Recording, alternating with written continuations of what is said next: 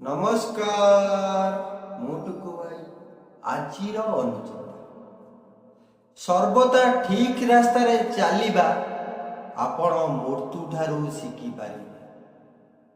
पुरंता नदी शासन कर्तार आदर व्यवसायीर स्नेह एमानकु केबे भी विश्वास करिवे ना। लाइफ ओ टाइम मनीषर सर्वश्रेष्ठ गुरु। लाइफ जीवन आमको समय यूज करने को शिखाई थाए एवं लाइफ समय आमको जीवनर भैल्यू बढ़ाए। रही आज वीडियोटी जदि भल लगे दयाकोरी लाइक सब्सक्राइब करने को भूल।